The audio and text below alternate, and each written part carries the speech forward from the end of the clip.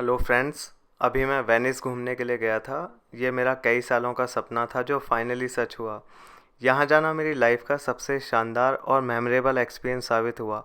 तो मुझे लगा मैं आपसे अपने एक्सपीरियंसेस और नॉलेज को शेयर करूँ। उसके लिए मैं वेनिस के ऊपर पूरी ट्रैवल सीरीज़ बना रहा हूँ जिसका ये सबसे पहला एपिसोड है।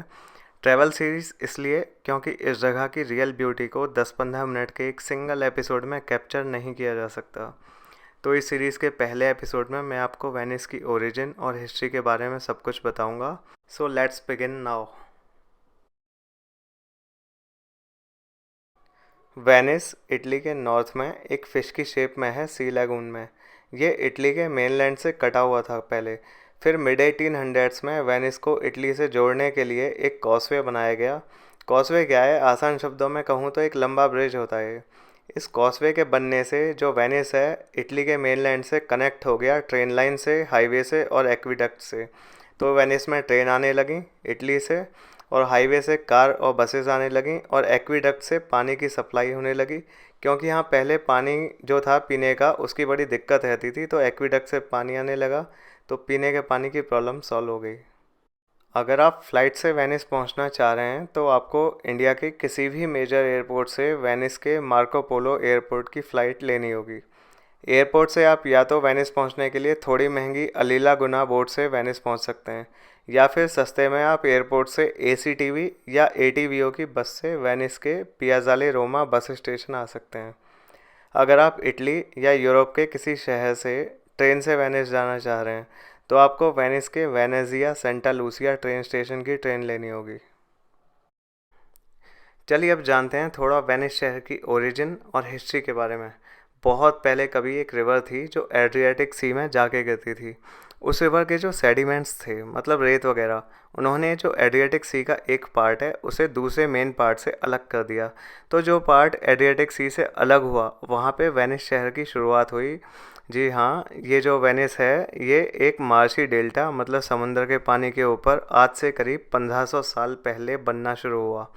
रोमन सिविलाइजेशन तो तब तक ख़त्म हो चुकी थी और सारे में बारबेरियंस का खौफ फैला था। बारबेरियंस मतलब अनसिविलाइज्ड लोग।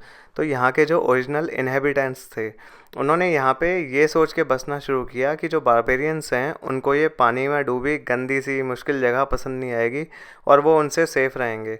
तो इसके लिए उन्होंने पानी में 15 फीट गहरे ओल्डर वुड के डंडे गाढ़े, मतलब कि वुडन पाइलिंग्स, और उनके ऊपर प्लेटफॉर्म बना के फिर घर बनाए। तो आप ये जान लो कि जो वेनिस शहर के आपको घर दिखेंगे ये रेगुलर कन्वेंशनल घर नहीं है, बल्कि ये वुडन पाइलिंग्स के ऊपर सपोर्टेड स्ट्रक्चर्स हैं। फिर यहाँ पे कुछ टाइम बाद ट्रेड शुरू हुई। तो वेनिस की जोग्राफिकल लोकेशन जानना पहले ज़रूरी है। वेनिस इटली में है। इटली मेडिटेरेनियन सी के बिल्कुल बीचों बीच है और वेनिस के साइड में है एड्रियाटिक सी। तो इस ज़बरदस्त जोग्राफिकल एडवांटेज से वेनिस ईस्ट से ट्रेड करने में बहुत आगे निकल गया और बहुत प्रॉफिट कमाया वेनिस ने। और कुछ ही टाइम बाद वेनिस एक ग्रेट ट्रेडिंग एम्पायर बन गया। फिर 828 एडी में जो सेंट मार्क्स की बोन्स थी वो यहाँ पे आई और वेनिस को उससे रिलीजियस इम्पोर्टेंस भी मिल गई। फिर यहाँ के जो मर्चेंट्स थे उन्होंने 1500s 1600s में बहुत ज़्यादा प्रॉफिट कमाया, और उस पैसे से उन्होंने बहुत ग्रैंड पैलेसेस बनाने शुरू किए जो कि ग्रैंड कैनाल के दोनों तरफ दिख जाएंगे। और यहाँ के लोगों ने उस भारी पैसे से जो उन्होंने कमाया ट्रेड से लग्जूरियस लाइफ जीनी शुरू कर दी। बहुत लाइफ एंजॉय करी उन्होंने, आज भी वो दिखता है वैसे। पर जब वेस्टर्न कंट्रीज़ जैसे स्पेन, पोर्टुगल, इनको ईस्ट से ट्रेड का नया रूट मिल गया साउथ अफ्रीका के नीचे से, और साथ में अमेरिका भी डिस्कवर हो गया, तो इससे वेस्टर्न कंट्रीज़ को एक नई मार्केट मिल गई अपने सामान के लिए। तो ट्रेड में जो वेनिस की मोनोपोली थी वो हो गई ख़त्म। पर टाइम के हिसाब से चेंज होने की बजाय जो वेनिस के लोग थे वो और ज़्यादा भोग विलास में लग गए, और मौज मस्ती और पार्टी, खूब मज़े मारे उन्होंने। तो पैसे की कमी तो थी नहीं उन पे, क्योंकि पिछली 2 सेंचुरीज़ में उन्होंने ट्रेड करके बहुत पैसे उन्होंने कमा लिए थे, इस वजह से ऐसा हो पाया।